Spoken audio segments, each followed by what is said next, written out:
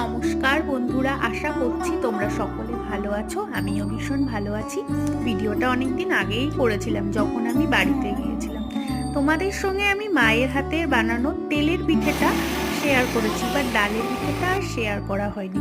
তো আমার মা পিঠে বানাতে যেহেতু ভালোবাসে, তো এটা আরেকটা পিঠে, ডালের পিঠে। এটাকে দেখতে অনেকটা ডোসার মতো।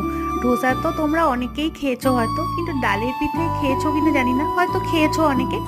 তো দেখো আমার মা বানাচ্ছে ডাল এবং চালের একটা মিক্সড করে পেস্ট বানিয়ে, সেটা দিয়েই হচ্ছে। তো এটা আমরা গুড় দিয়ে খাই, মিষ্টি মিষ্টি, কিন্তু অনেকে হয়তো সাম্বার তরকারি দিয়ে খায়। বাট যেহেতু এটা পিঠে, বাঙালি যেহেতু আমরা, তো মিষ্টি মিষ্টি খেতেই বেশি পছন্দ করি। অন্য সময় মা উনুনেও বানায়, কিন্তু সেদিন মা গ্যাসে বানিয়েছে, কিন্তু তাতে কোনো স্বাদের ত্রুটি হয়নি, ভীষণ ভালো টেস্টি হয়েছিল। Thank you so much. ভিডিওটা ভালো লাগলে একটা লাইক শেয়ার কমেন্ট করে দিও।